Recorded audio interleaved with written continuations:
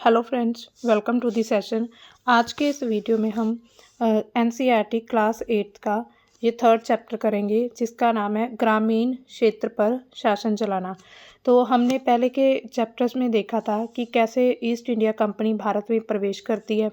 पहले तो उनका मोटिव होता है सिर्फ भारत में व्यापार करके अधिक से अधिक प्रॉफिट कमाना था।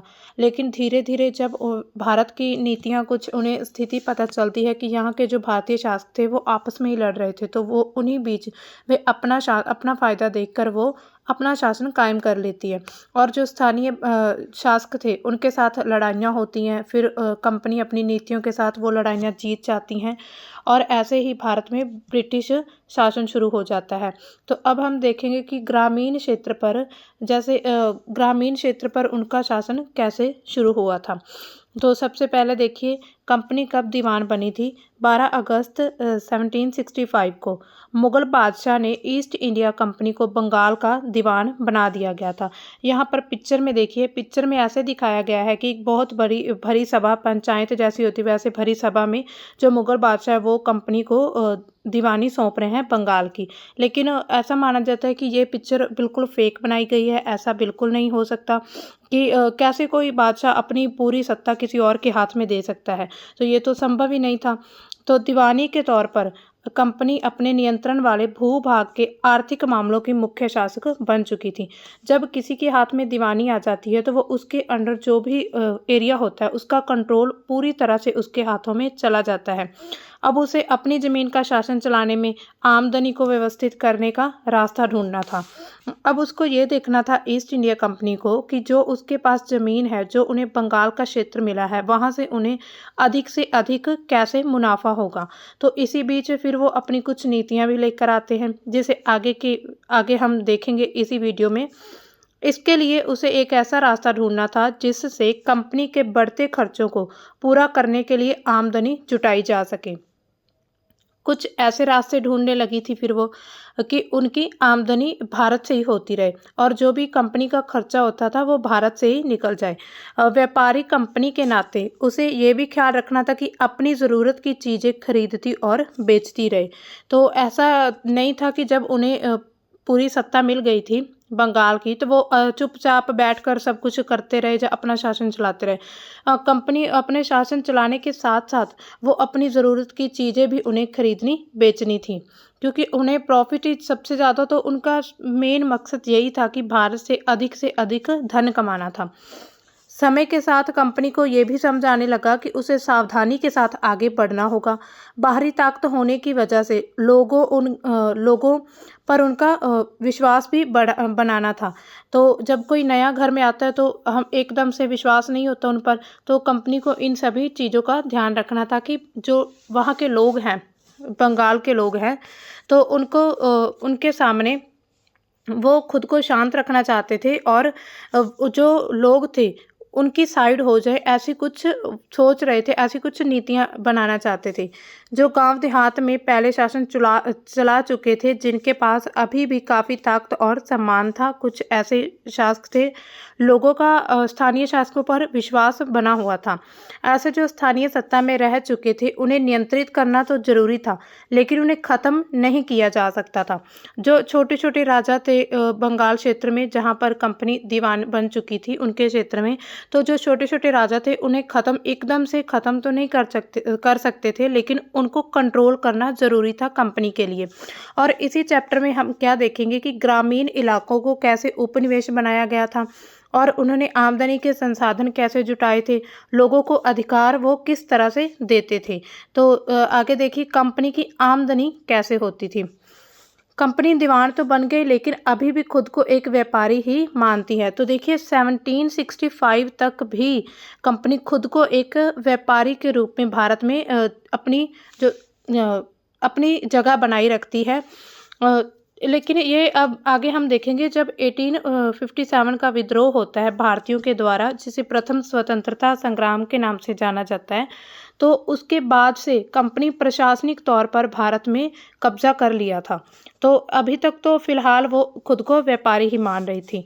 कंपनी भारी भरकम लगान चाहती थी, लेकिन उसे आकलन और वसूली की कोई नियमित व्यवस्था करने में हिचकिचा रही थी।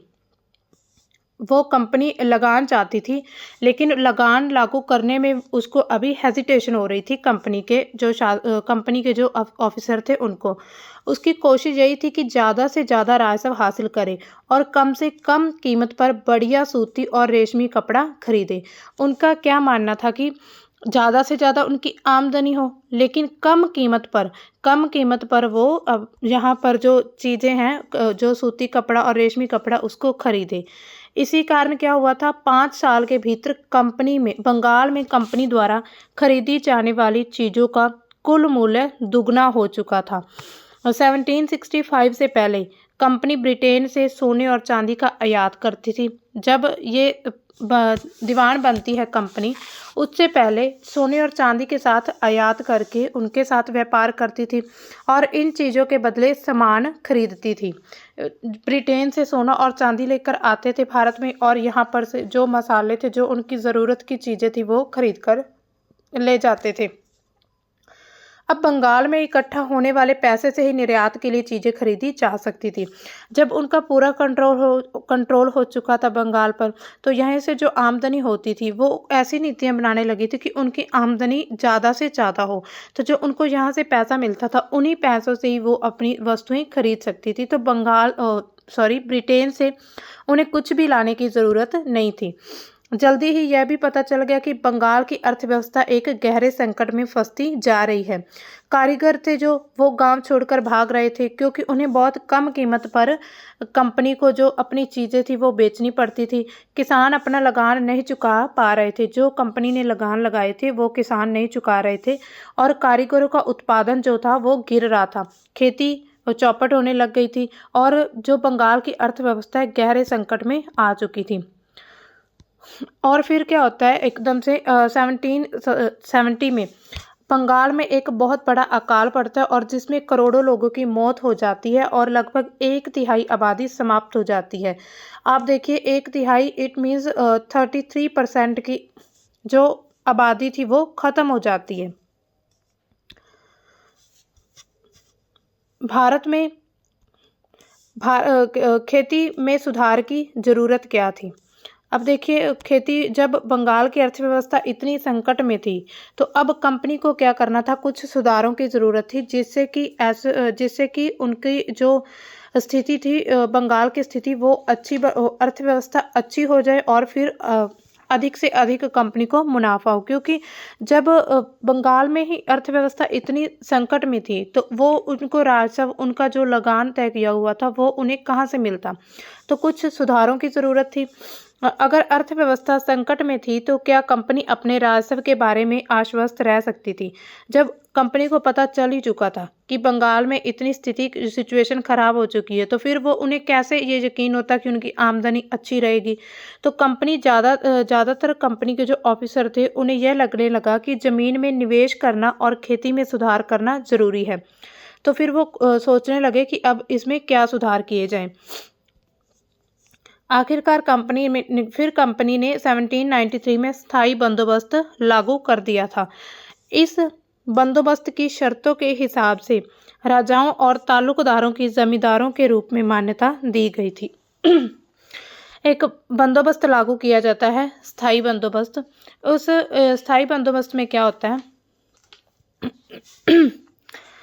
कि जो राजा और तालुकदार थे, उनको जमींदार बना दिया गया था, और किसानों से लगान वसूलने के लिए और कंपनी को राजस्व चुकाने की उन्हें जिम्मेदारी दी गई थी। उनकी ओर से चुकाई जाने वाली राशि स्थायी रूप से तय कर दी गई थी, कि जो राशि थी वो फिक्स हो चुकी थी। उनकी ओर से जो भी लगान कंपनी को चाहिए था वो फिक्स कर दिया था।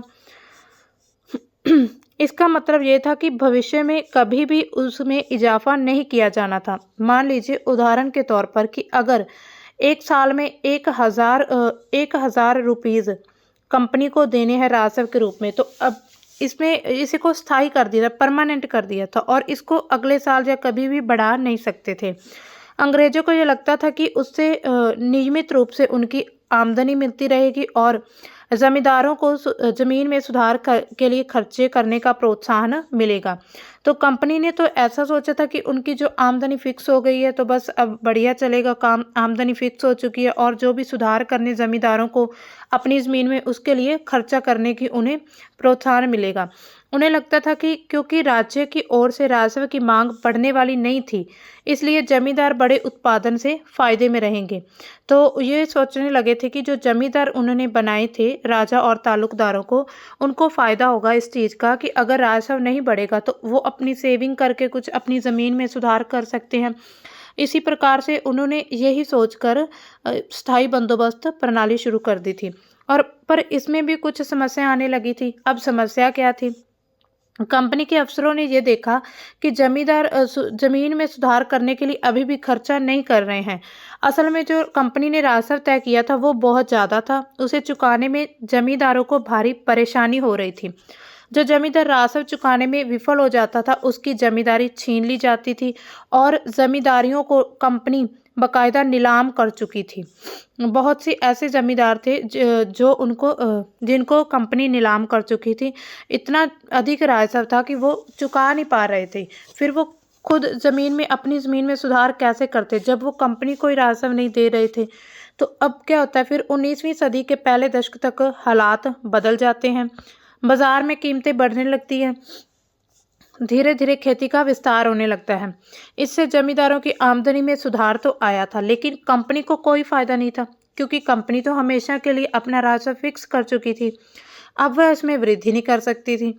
लेकिन जमींदारों को अभी भी जमीन की जो बेहतर बनाने में कोई भी इंटरेस्ट नहीं था, कोई भी उन्हें दिलचस्पी नहीं थी। उनमें से तो कुछ बंदोबस्त के शुरुआती सालों में ही अपनी ज़मीन गंवा चुके थे। जो बचे रह गए थे अब उन्हें भी बिना परेशानी और निवेश का खतरा उठाए आमदनी की उम्मीद दिखाई दे रही थी। तो जिनके पास ज़मीन थी, जब उत्पादन बढ़ने लगा, कीमतें बढ़ गई, तो फिर वो उसके बाद भी जो ज़मींदार थे वो अपनी ज़मीनों को में सुधार नहीं कर रहे थे। जब तक ज़मींदार किसानों को ज़मीन देकर उनसे लगान वसूल सकते थे, उन्हें ज़मीन में सुधार की परवाह नहीं की थी। जमींदारों को लगता था कि ये तो किसानों की ज़मीन है और हम उनसे लगान वसूलेंगे और हमारा फ़ायदा होगा। तो सुधार में फिर जो सुधार करने की उनकी कोई उसी साइड उनका बिल्कुल दिलचस्पी नहीं थी। दूसरी तरफ अगर देखें, गांव में किसानों को यह व्यवस्था बहुत दमनकारी दिखाई दे रही थी। जो गांव के किसान थे, किसान को जो लगान चुकाना था वो बहुत ज़्यादा था और ज़मीन पर उसका अधिकार सुरक्षित नहीं था। जैसे कि अगर लगान नहीं चुका पाते थे तो उनकी ज़मीन छीन ली जाती थी, तो उनका कोई भी अधिकार वो फिक्स नहीं था कि अभी ये इनकी ज़मीन है, वो कभी भी छीनी जा सकती थी। इसलिए किसान तो उस ज़मीन को अपनी ना समझकर उस पर कैसे सुधार कर सकता है। लगान चुकाने के लिए अक्सर उन्हें फिर महाजनों से कर्जा भी लेना पड़ता था, जो अमीर लोग थे। अगर वह लगान नहीं चुका पाता तो उसकी पुश्तैनी ज़मीन से उसे बेदखल कर दिया जाता था। तो ऐसी स्थिति ये कुछ समस्याएं हो रही थी स्थायी बंदोबस्त के बाद जो कंपनी ने लागू किया था। फिर उसके बाद एक और नई व्यवस्था की शुरुआत करते हैं। 19वीं सदी की शुरुआत में कंपनी के बहुत सारे अधिकारी को इस बात का यकीन हो जाता है कि राजस्व बंदोबस्त में दोबारा बदलाव करना जरूरी है। जब कंपनी को शासन और व्यापार के अपने खर्चे चलाने के लिए पैसे की ज़रूरत हो तो वह स्थायी रूप से राजस्व तय करके कैसे काम चला सकती है। कि अब फिक्स हो चुका है कि 1 साल में 1000 रुपीज़ मिलने हैं। जब फिर कंपनी को सुधार करना है तो फिर वो पैसे कहाँ से लाएगी, क्योंकि उनका तो फिक्स हो चुका है राजस्व, जो भी उन्हें आमदनी मिलनी है। और जो अधिक अगर उत्पादन कभी फसल का उत्पादन अधिक हो भी जाता तो जो बाकी कंपनी को 1000 दे के जो बाकी पैसे बचते थे, जो भी उनका धन था वो पूरा किसानों के पास या जमींदारों के पास ही रहता था। तो फिर कंपनी को चिंता होने लगी थी और उन्होंने फिर एक नई व्यवस्था लागू कर दी थी। बंगाल प्रेसिडेंसी के उत्तर पश्चिम जो प्रांत है, इस इलाके का ज़्यादातर हिस्सा अब उत्तर प्रदेश में आता है। तो ये भी आप ध्यान रखिएगा कि जो उस समय बंगाल प्रेसिडेंसी थी उसके जो उत्तर पश्चिम प्रांत थे, अब उनका मोस्टली पार्ट कौन सा है, यूपी वाला है। उसके लिए होल्ट मैकेंजी नामक एक अंग्रेज ने नई व्यवस्था तैयार की थी। मैकेंजी नाम का एक अंग्रेज था, उन्होंने एक नई व्यवस्था बनाई थी। जिसे 1822 में लागू किया गया था। मैकेंजी का विश्वास था कि उत्तर भारतीय समाज में के गांव में एक महत्वपूर्ण सामाजिक संस्था है। वो मानता था कि जो उत्तर भारत का समाज है वो एक महत्वपूर्ण संस्था है और उसको बचाए रखना जरूरी है। उसके आदेश पर कलेक्टरों ने फिर क्या किया था कि गांव-गांव का दौरा किया, जमीन की जांच की, खेतों को मापा और विभिन्न समूहों के रीति रिवाजों को दर्ज किया गया था। उन्होंने सर्वे किया था कलेक्टर जो होते थे उस समय पर। गांव के एक एक खेत के अनुमानित राजस्व को जोड़कर हर गांव ग्राम समूह महाल से वसूल होने वाले राजस्व का हिसाब लगाया जाता था। फिर वो पहले हिसाब जैसे सर्वे करके हिसाब लगाने लग गए थे कि इस गांव से हमें कितना मुनाफा होगा, यहाँ की ज़मीन कैसी है, यहाँ पर खेतों को माप कितना है, उनको मापा गया था कि खेतों का एरिया कितना है।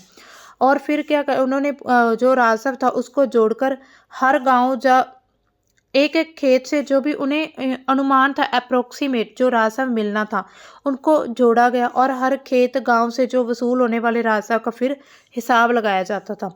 इस राजस्व को स्थायी रूप से तय नहीं किया गया था क्योंकि पहले कंपनी देख चुकी थी कि जब स्थायी रूप पर तय किया था तो उसके सामने कुछ समस्याएं आने लग गई थी, बल्कि उसे समय समय पर चेंज किया जा सकता था।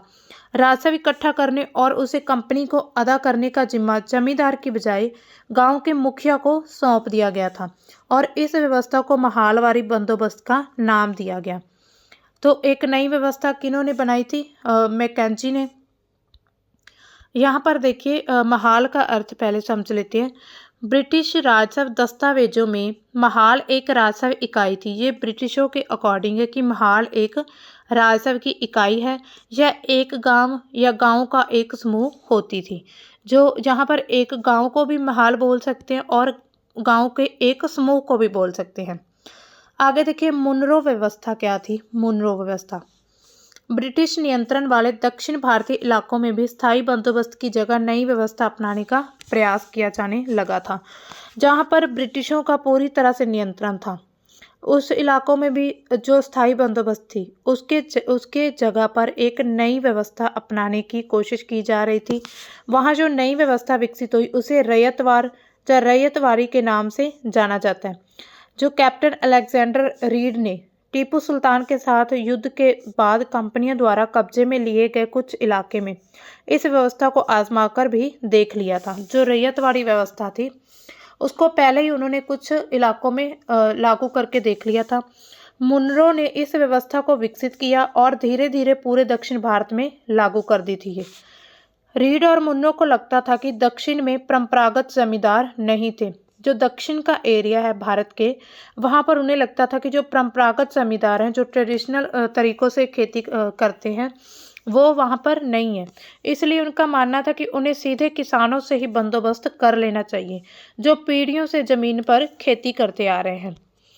तो सीधा ही उन्होंने पहले तो हमने देखा था कि जैसे जमींदार बीच में होते थे राजस्व इकट्ठा करने के लिए, लेकिन अब सोचने लगी थी कंपनी की डायरेक्ट ही हम ज़मीनों से, किसानों से, रैयतों से ही अपना राब्ता कायम करें और उनसे राजस्व इकट्ठा कर लें। राजस्व आकलन से पहले उनके खेतों का सावधानी पूर्वक और अलग से सर्वे किया जाना चाहिए था। मुन्नो का मानना था कि अंग्रेजों को पिता की भांति किसानों की रक्षा करनी चाहिए। अंग्रेज मानते थे कि जैसे पिता अपने बच्चों की रक्षा करते वैसे ही अंग्रेजों को किसानों की रक्षा करनी चाहिए। हालांकि ऐसा सिर्फ अपने फ़ायदे के लिए ही कर रहे थे। सब कुछ ठीक नहीं था। नई व्यवस्था लागू होने के कुछ साल के भीतर उन्हें समस्याएं दिखाई देने लगी थी। जो भी कोई प्रणाली लागू करते थे उसमें कहीं ना कहीं समस्या उत्पन्न हो जाती थी। जमीन से होने वाली आमदनी बढ़ाने के चक्कर में राजस्व अधिकारियों ने बहुत ज़्यादा राजस्व तय कर दिया था। किसान राजस्व चुका नहीं पा रहे थे। रैयत जो से गांव से भाग रहे थे। किसान बहुत सारे क्षेत्रों में गांव वीरान हो गए थे और अफसरों को उम्मीद थी कि नई व्यवस्था किसानों को उद्यमशील किसान बना देगी, लेकिन ऐसा बिल्कुल नहीं हुआ था। जितनी भी उन्होंने व्यवस्थाएं प्रणालियां लागू की थी, सभी में कुछ ना कुछ समस्याएं उत्पन्न होने लग गई थी। अब यूरोप के लिए फसलें, कौन कौन सी फसलों का यहाँ से उत्पादन करते थे ब्रिटिश और अपने देश में लेकर जाते थे। अंग्रेजों ने महसूस किया कि ग्रामीण इलाके न केवल राजस्व प्रदान कर सकते हैं बल्कि यूरोप की ज़रूरतों के हिसाब से फसलें भी यहाँ पैदा की जा सकती हैं। 18वीं सदी के आखिर तक कंपनी ने अफीम और नील की खेती पर पूरा जोर लगा दिया। जब कंपनी को पूरी भारत की कंडीशंस का पता चल रहा था, यहाँ की ज़मीनों का उन्हें आभास हो रहा था कि ज़मीन कैसी है, यहाँ पर कौन सी खेती की जा सकती है, तो फिर उन्हें लगा कि सिर्फ राजस्व के अलावा हम जो यूरोप में जो भी फसलें चाहिए होती है वो हम यहाँ उगा सकते हैं, खेती उन फसलों की खेती की जा सकती है। और इसी बीच फिर वो अफीम और नील की खेती पर पूरा जोर लगा देते हैं। इसके बाद लगभग 150 साल तक अंग्रेज देश के विभिन्न भागों में किसी फसल के लिए किसानों को मजबूर करते रहे थे। किसी न किसी फसल के लिए किसानों को हमेशा टॉर्चर किया जाता था, मजबूर किया जाता था। बंगाल में पटसन, असम में चाय, यूपी वर्तमान उत्तर प्रदेश, पहले इसे संयुक्त प्रांत के नाम से जाना जाता था, वहाँ पर गन्ना, पंजाब में गेहूँ, महाराष्ट्र व पंजाब में कपास और मद्रास में चावल। तो ये ऐसी फसलें थी जिनके लिए किसानों को मजबूर किया जाता था ये फसल उगाने के लिए। तो अब हमारे मन में सवाल आता है कि अंग्रेजों ने ऐसे कैसे किया था और अपनी ज़रूरत की जो फसलों की खेती को फैलाने के लिए कई तरीके अपनाए थे। हम आगे तरीके देखते हैं कौन से तरीके हैं। पहले यहाँ पर देखिए, चित्र देखिए पहले ये, और इनमें रंगों की पहचान करिए कि इनमें कौन सा कलर जो है कॉमन है। एक है एक जो प्रिंट है जो भारत में बना है और दूसरा है इंग्लैंड का ये वाला। तो यहाँ पर अगर हम ध्यान से देखें तो यहाँ पर जो नीला रंग है वो दोनों में कॉमन है। नीले रंग के जो भी छापा है, जो प्रिंट है यहाँ पर दिखाया गया है नीला। बाईं तरफ जो तस्वीर है वो भारत में आंध्र प्रदेश के बुनकर के द्वारा बनाई गई है, और ब्रिटेन जो राइट साइड है वो ब्रिटेन के द्वारा, ब्रिटेन के जो कलमकार जो भी उद्योग कारीगर थे उनके द्वारा बनाई गई है। और यहाँ दोनों में क्या समानता है कि गहरे नीले रंग का इस्तेमाल किया गया और इसे नील कहा जाता है। जो नीले रंग का हमें छापा दिखाई दे रहा है, नीला रंग, वह नील नाम के एक पौधे से निकाला जाता था। और इस बात की संभावना है कि 19वीं सदी के ब्रिटेन में मॉरिस के छापों में इस्तेमाल किया गया नीला रंग भारत में उगने वाले नील के पौधों से ही तैयार किया गया होगा। उस समय भारत दुनिया में नील का सबसे बड़ा स्रोत था। जब भारत ब्रिटेन का उपनिवेश था तब भारत नील का सबसे बड़ा स्रोत था। भारतीय नील की मांग क्यों थी? भारत के जो नील है उसकी मांग इतनी क्यों की जा रही थी? नील का पौधा मुख्य रूप से उष्णकटिबंधीय इलाकों में उगता था। 13वीं सदी तक इटली, फ्रांस, ब्रिटेन के कपड़ा उत्पादक कपड़े की रंगाई के लिए भारतीय नील का इस्तेमाल कर रहे थे। कौन कौन से देश? इटली, फ्रांस, ब्रिटेन के जो भी कपड़ा के उत्पादक थे वो कपड़े को कलर करने के लिए भारतीय नील का इस्तेमाल करते थे। उसी समय भारतीय नील की बहुत थोड़ी मात्रा यूरोप के बाज़ारों में पहुंचती थी। उसकी कीमत भी बहुत ज़्यादा रहती थी, इसलिए यूरोपीय कपड़ा उत्पादकों को बैंगनी और नीले रंग बनाने के लिए वोड नामक एक पौधे पर निर्भर रहना पड़ता था, क्योंकि जब उष्णकटिबंधीय इलाकों में उगता था तब यूरोप में इस नील की बहुत कमी थी, और फिर वो बैंगनी और नीले रंग बनाने के लिए वोड नाम के एक पौधे का इस्तेमाल करते थे। ये जो वोड पौधा था वो शीतोष्ण क्षेत्र में उगता था, इसलिए यूरोप में ये आसानी से मिल जाता था। उत्तरी इटली, दक्षिण फ्रांस, जर्मनी और ब्रिटेन के कई हिस्सों में ये पौधा उगता था। नील के साथ प्रतिस्पर्धा से परेशान यूरोप के वोड उत्पादकों ने अपनी सरकारों पर दबाव डाला कि वे नील के आयात पर पाबंदी लगा दें। जब भारत से नील का निर्यात किया जाता था और यूरोप में आयात हो रहा था नील का, तो जो वोड उत्पादक थे वो अपनी सरकार से कहते हैं कि नील का जो आयात हो रहा है उसको बंद कर दिया जाए, क्योंकि उनका लॉस हो रहा था, नील को ज़्यादा खरीदा जा रहा था और वोड नाम का जो पौधा था जो उससे कलर बनाया जा रहा था उसकी कोई वैल्यू नहीं थी, वहाँ पर बहुत कम वैल्यू थी। मगर कपड़े को रंगने वाले तो नील को पसंद करते थे। नील से बहुत ही चमकदार नीला रंग मिलता है, जबकि वोड नाम से जो भी पौधा था उससे जो रंग मिलता था वो बेजान और डल होता था और फीका सा होता था। 17वीं सदी तक आते आते यूरोपीय कपड़ा उत्पादकों ने नील के आयात पर पाबंदी लगा दी थी। पाबंदी में ढील देने के लिए अपनी सरकार को राजी कर लिया था। कैरिबियन द्वीप समूह, यहाँ क्षेत्र देखिए, कैरिबियन द्वीप समूह स्थित सेंट डोमिंगो में फ्रांसीसी, ब्राज़ील में पुर्तगाली, जमैका में ब्रिटिश, वेनेजुएला में स्पेनिश लोग नील की खेती करने लग गए थे। उत्तरी अमेरिका में बहुत सारे भागों में नील के बागान सामने आए थे। बागान क्या होते हैं, पहले इसका अर्थ समझिए। एक विशाल खेत होता है, एक बहुत बड़ा खेत, जहाँ पर बागान मालिक बहुत सारे लोगों से जबरन काम करवाते हैं, जैसे कॉफ़ी का, गन्ना, तंबाकू, चाय, कपास, जो नकदी फसलें होती हैं उनके जो बहुत बड़े बड़े खेत होते हैं उन्हें बागान के नाम से जाना जाता है। और नील के बागान भी अमेरिका में आ चुके थे। 18वीं सदी के आखिर तक भारतीय नील की मांग और बढ़ गई थी और ब्रिटेन में औद्योगिकरण हो चुका था। उसके कपास उत्पादन में भारी इजाफा हुआ था। जो कपास उत्पाद किया जाता था, बहुत मुनाफा हो रहा था, उसकी मात्रा बढ़ रही थी। अब कपड़ों की रंगाई की मांग और तेजी से बढ़ने लगी थी। जब नील की मांग बढ़ी, उसी दौरान वेस्ट इंडीज और अमेरिका से मिलने वाली आपूर्ति अनेक कारणों से बंद हो चुकी थी। 1783-89 के बीच दुनिया का नील उत्पादक आधा रह गया था। ब्रिटेन ने अंग्रेज अब नील की आपूर्ति के लिए बेचैनी से किसी और स्रोत को ढूंढ रहे थे, क्योंकि उन्हें अब फायदा हो रहा था नीले रंग के कलर से या नील से। तो इसी वजह से अब वो जहाँ से उन्हें पहले नील मिलता था वहाँ से बंद हो चुका था, तो फिर वो किसी और स्रोत को ढूंढने लगे थे। फिर भारत में ब्रिटेन की बढ़ती दिलचस्पी।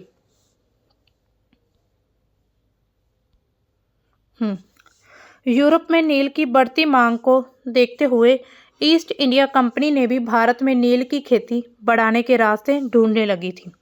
अब नील की मांग बढ़ रही थी यूरोप में, तो फिर यहाँ जो ईस्ट इंडिया कंपनी थी वो कोई और रास्ता ढूंढने लगी थी, क्योंकि उनके लिए नील बहुत ज़रूरी हो चुका था। 18वीं सदी के आखिरी दशकों से ही बंगाल में नील की खेती तेजी से फैलने लगी थी।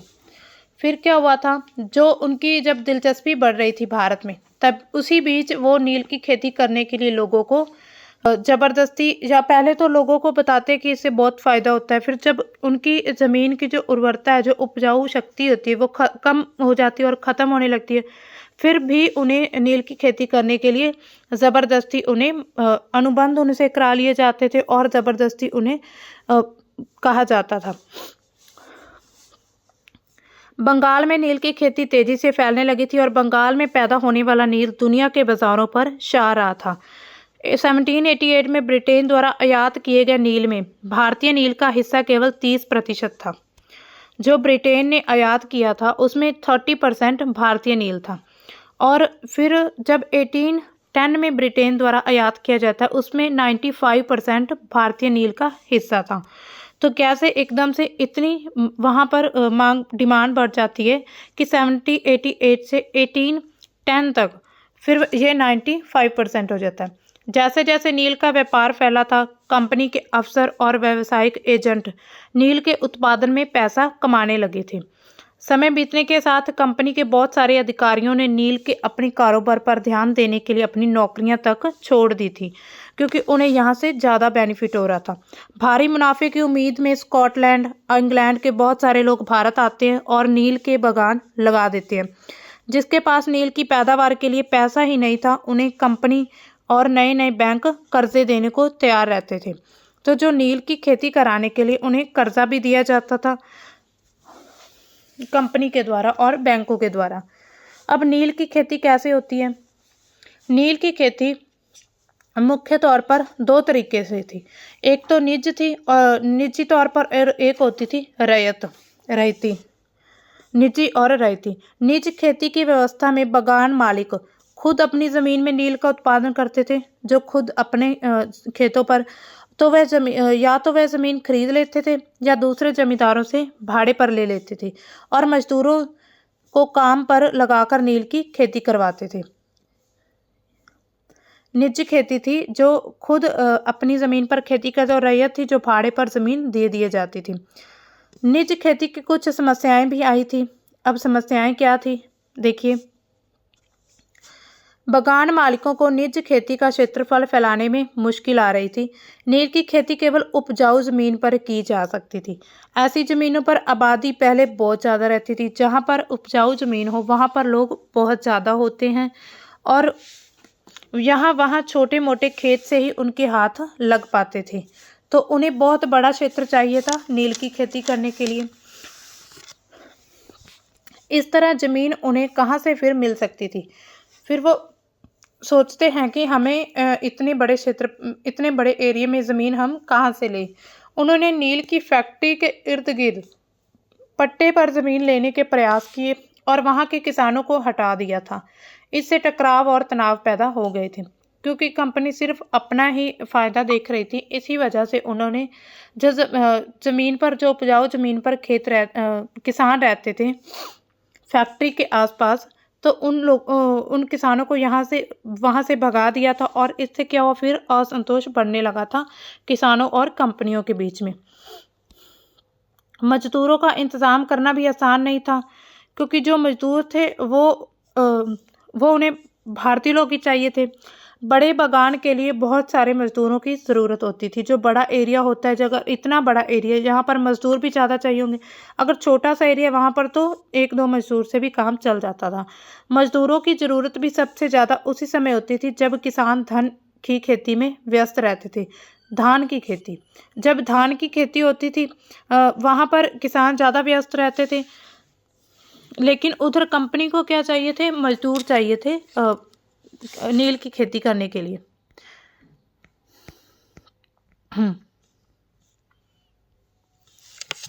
बड़े पैमाने पर निज खेती के लिए बहुत सारे हल बैलों की ज़रूरत थी। नील की खेती करना भी आसान नहीं था। उसके लिए बहुत सी ज़रूरतें थी, जैसे कि बहुत ज़्यादा मजदूर चाहिए होते थे। फिर अगर निज खेती करनी हो तो बहुत सारे हल और बैलों की ज़रूरत होती थी। 1 बीघा नील की खेती करने के लिए 2 हल चाहिए थे। इसका मतलब यह है कि अगर किसी बागान मालिक के पास 1000 बीघा है तो उसे 2000 हलों की ज़रूरत पड़ती है। जब 1 बीघा में 2 हल चाहिए तो 1000 में फिर 2000 की ज़रूरत थी। हलों को खरीदना और उनका रख रखाव की एक बड़ी समस्या थी। किसानों से भी हल नहीं मिल सकते थे, क्योंकि उन्हें अपनी खेती के लिए इसकी ज़रूरत होती थी। जिस समय नील उत्पादकों को ज़रूरत होती थी, उसी समय किसानों के हल बैल भी चावल के खेतों में व्यस्त रहते थे। तो उनकी इसकी जो निज खेती हो रही थी नील की, उसकी कुछ समस्याएं ये आने लग गई थी। यहाँ पर बीघा है, बीघा का अर्थ समझ लीजिए क्या होता है।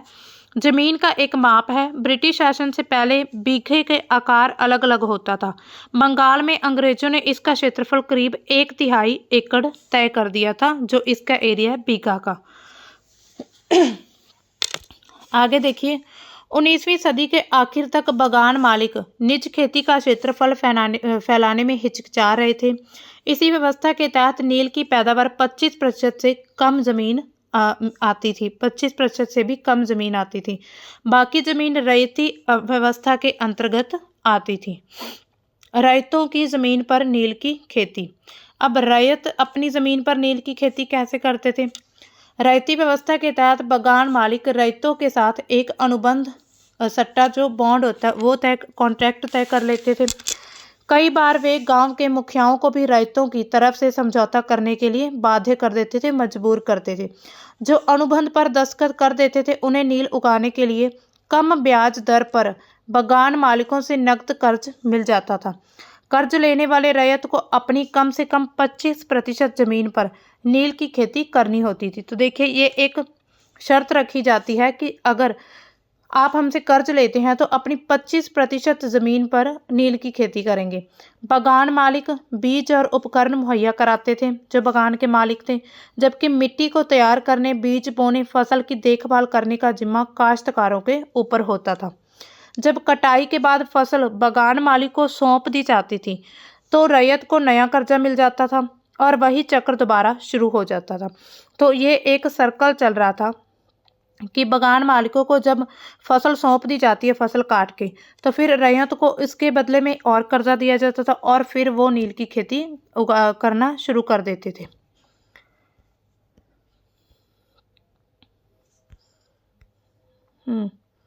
यह चित्र भी देख लीजिए।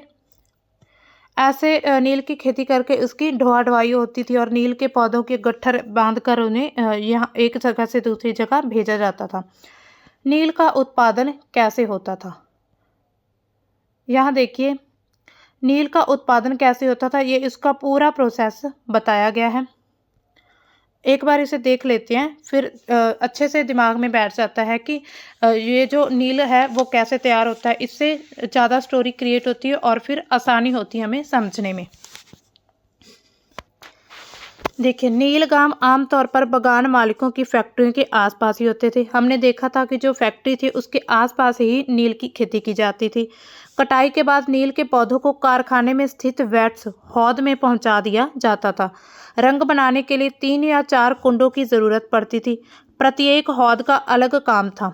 वहाँ पर हौद हम बोल सकते हैं कि जो सेक्शन पार्ट, अगर एक कंपनी है उसके अलग अलग सेक्शन बनी होती है कि यहाँ पर नील के जो गठरियाँ हैं वहाँ यहाँ रखा जाएगा, फिर उनको छांट कर आगे ऐसे कुछ अलग अलग सेक्शन बने हुए थे जिन्हें हौद माना जा सकता है। नील के पौधों से पत्तियों को तोड़कर पहले एक कुंड में गर्म पानी में कई घंटों तक डुबोया जाता था और जब पौधे किण्वित हो जाते थे, द्रव्य में बुलबुले उठने लगते थे, तो उनको उबाला जाता था नील की पत्तियों को। अब सड़ी हुई पत्तियों को निकाल दिया जाता था और द्रव्य को, जो लिक्विड था, उसको एक होद में छान लिया जाता है। दूसरा होद पहले होद के ठीक नीचे होता है। सॉरी, होद हम किसी बर्तन को मान सकते हैं कि बहुत बड़ा होद है। दूसरे होद यानी कि बीटर वॉट में इस घोल को लगातार हिलाया जाता था और पैडलों से खंगाला जाता था। जब यह द्रव हरा और उसके बाद नीला हो जाता तो हौद में चूने का पानी डाला जाता था। तो देखिए, इसका प्रोसेस भी बहुत लंबा था और इसके लिए भी बहुत मेहनत की ज़रूरत होती थी।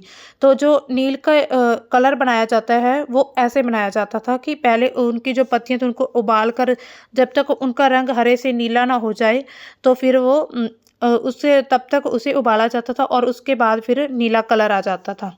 जो लिक्विड होता था फिर उसे छान लिया जाता था। आगे देखिए, जो किसान पहले इन कर्जों से बहुत आकर्षित थे, उन्हें जल्दी समझ में आ गया कि यह व्यवस्था कठोर है और उन्हें जो नील की कीमत मिलती थी वो बहुत ही कम थी और कर्जों का सिलसिला कभी ख़त्म नहीं होता था। जो किसान कर्जा लेकर नील की खेती कर रहे थे, अब उन्हें पता चलने लग गया था कि ये तो बहुत ही मुश्किल काम है और ये प्रोसेस कभी ख़त्म ही नहीं हो रहा है कि वो फसल काट कर, नील की फसल काट कर वो कंपनी को दे रहे हैं और फिर उन्हें कर्जा मिल रहा है और कर्जे से फिर उन्हें नील की खेती करनी पड़ रही है। तो ये पूरा एक प्रोसेस चल रहा था। समस्याएं और भी बढ़ रही थी। बगान मालिक चाहते थे कि किसान अपने सबसे बढ़िया खेतों में नील की खेती करें, लेकिन नील के साथ एक ये परेशानी थी कि उसकी जड़ें बहुत गहरी होती थी और मिट्टी की सारी ताकत खींच लेती थी और नील की कटाई के बाद वहाँ धान की खेती नहीं की जा सकती थी। तो फिर क्या होता है कि फिर भी जब ज़मीन उपजाऊ नहीं रहती थी नील के बाद, फिर भी उन्हें ज़बरदस्ती नील की खेती करने के लिए मनाया जाता था और उन पर ज़बरदस्ती बहुत अत्याचार किए जाते थे। और फिर होता है नील विद्रोह और उसके बाद क्या होता है, फिर पहले नील विद्रोह पढ़ लेते हैं। नील विद्रोह होता है 1859 में। तो 1857 में बहुत बड़ी क्रांति होती है। उसके बाद से नील विद्रोह शुरू होता है। बंगाल के हजारों किसानों ने नील की खेती से इनकार कर दिया था। जैसे जैसे फिर विद्रोह फैला, रैयतों ने बगान मालिकों को लगान चुकाने से भी इनकार कर दिया था।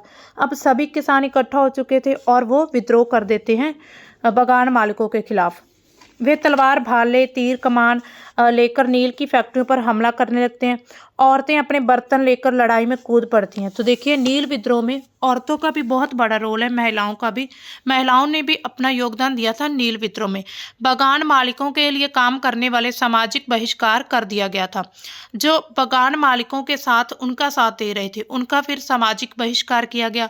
बगान मालिकों की तरफ से लगान वसूली के लिए आने वाले गुमाश्ता एजेंटों की पिटाई की जाती थी। जो भी नील की खेती के लिए आते थे बगान मालिकों की तरफ से, उनका पूरी तरह से विरोध किया जाता था किसानों के द्वारा।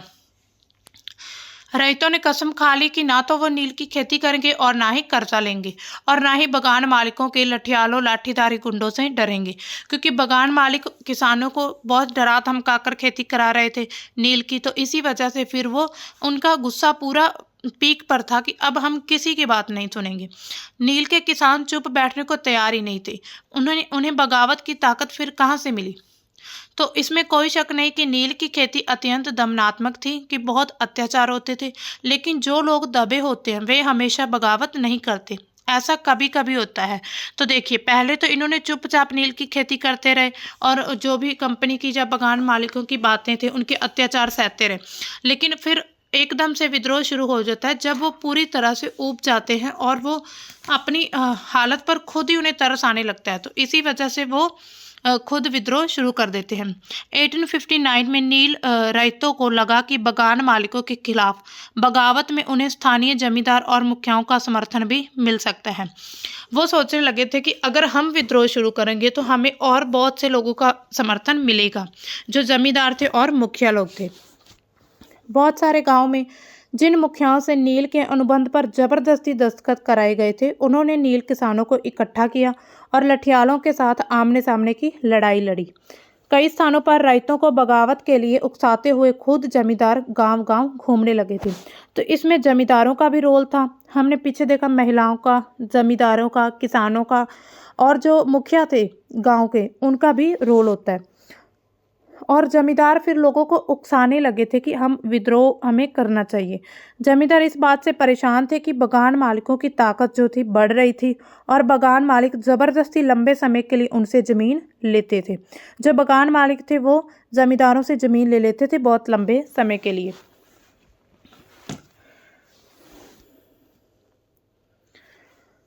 नील के किसानों को यह भी लग रहा था कि अंग्रेज सरकार भी संघर्ष में उनका साथ देगी। नील के किसानों को लगता था 1857 की बगावत के बाद ब्रिटिश सरकार और व्यापक विद्रोह के खतरे से डरी हुई थी। जब नील की खेती वाले जिलों में एक और बगावत की खबर फैली तो लेफ्टिनेंट गवर्नर 1859 की सर्दियों में इलाके का दौरा किया था। जो गवर्नर थे, रईतों को लगा कि सरकार उनकी दुर्दशा से परेशान है। बरसात में मैजिस्ट्रेट ईडन ने एक नोटिस जारी किया जिसमें कहा गया कि रईतों को नील के अनुबंध मानने के लिए मजबूर नहीं किया जाएगा। ये फिर फैसला किया जाता है रईतों के पक्ष में कि उन्हें मजबूर नहीं किया जाएगा। इस नोटिस के आधार पर लोगों में खबर फैल गई कि रानी विक्टोरिया ने नील की खेती ना करने का हुक्म दिया है। तो फिर किसान यही सोचते हैं कि जो महारानी विक्टोरिया है, जिसके हाथों में जो शासन जा चुका था 1857 की क्रांति के बाद, तो किसानों को लगा कि उनका ये हुक्म है कि अब नील की खेती नहीं होगी भारत में। ईडन किसानों को शांत करने और विस्फोटक स्थितियों को नियंत्रित करने की कोशिश कर रहे थे। जो न्यायाधीश थे, मुख्य थे, जो गवर्नर जो भी उनके हेड थे, उन्होंने सिर्फ ये किसानों को शांत करने के लिए यह कहा था। उसकी कार्यवाही में किसानों ने अपने विद्रोह का समर्थन मान लिया। उन्हें किसानों को लगने लगा, बहुत भोले लोग थे भारत के, कि उन्हें लगने लगा कि अब कंपनी हमारा साथ दे रही है, अब जो ब्रिटेन के लोग हैं वो हमारे साथ हैं, क्योंकि उन्हें सिर्फ चुप कराने के लिए वो कुछ ऐसे अधिनियम पारित करते हैं, कुछ ऐसे एक्ट लाते हैं, घोषणाएं, नोटिस निकालते हैं और किसानों को लगता है कि अब ब्रिटेन हमारे साथ दे रहे हैं और हमारा समर्थन कर रहे हैं। जैसे जैसे विद्रोह फैला, कलकत्ता के पढ़े लिखे लोग भी नील जिलों की ओर चल पड़े थे। उन्होंने रईतों की दुर्दशा, बगान मालिकों की जबरदस्ती, अत्याचारी के बारे में लिखा था, जो पढ़े लिखे लोग थे। इस बगावत से परेशान सरकार को बगान मालिकों की रक्षा के लिए सेना बुलानी पड़ी थी। जो सरकार थी उसको फिर सेना बुलानी पड़ी थी जो बगान मालिक थे उनकी रक्षा करने के लिए, क्योंकि किसान उनका विद्रोह पूरी ताकत के साथ कर रहे थे। नील उत्पादन व्यवस्था की जांच के लिए एक नील आयोग भी बनाया गया था। इस आयोग ने बगान मालिकों को दोषी ठहराया, जोर जबरदस्ती के लिए उनकी आलोचना की। आयोग ने कहा कि नील की खेती रईतों के लिए फायदे का सौदा नहीं है। आयोग ने रईतों से कहा कि वे मौजूदा अनुबंधों को पूरा करें, लेकिन आगे से वो चाहें तो नील की खेती बंद कर दें।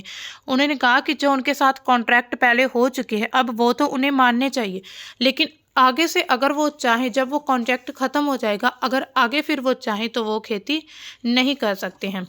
इस बगावत के बाद नील बागानों में नील का उत्पादन धाराशायी हो गया था। इसके बाद बागान मालिक बिहार पर ध्यान देने लग गए थे। 19वीं सदी के आखिर में फिर कृत्रिम रंगों का निर्माण होने लगा था। इससे उनका व्यवसाय भी बुरी तरह प्रभावित हुआ। फिर भी वे उत्पादन फैलाने में सफल रहे थे। जब महात्मा गांधी दक्षिण अफ्रीका से भारत वापस लौटते हैं तो बिहार के एक किसान उन्हें चंपारण आकर नील किसानों की दुर्दशा को देखने का न्योता देते हैं और 1917 में महात्मा गांधी का ये दौरा नील बागान मालिकों के खिलाफ चंपारण आंदोलन की शुरुआत थी।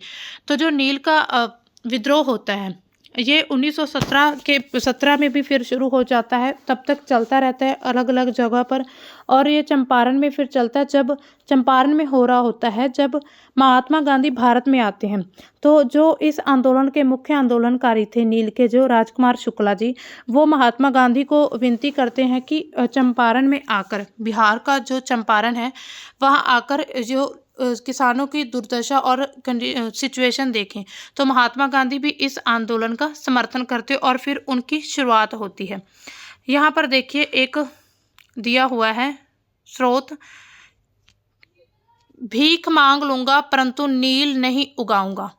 चांदपुर थाना हरदी के एक नील काश्तकार हाजी मुल्ला से मंगलवार 5 जून 1860 को नील आयोग के सदस्य ने बात की थी।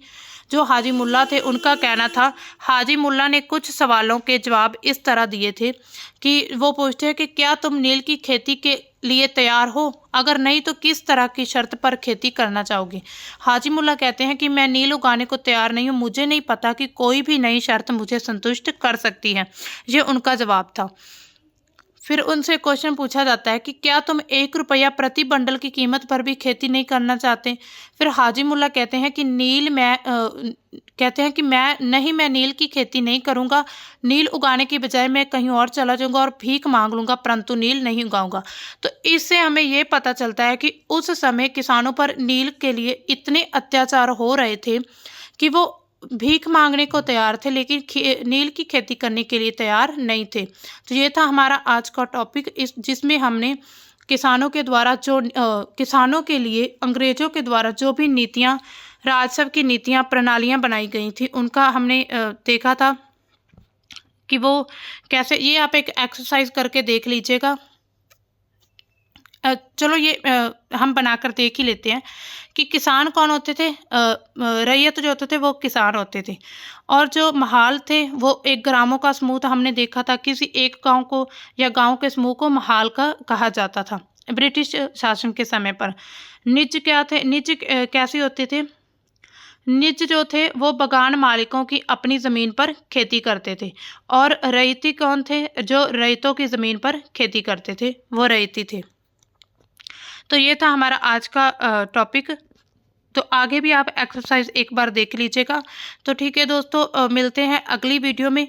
हम इस 4th चैप्टर लेकर आएंगे NCERT क्लास 8 का। तो थैंक्स फॉर वॉचिंग।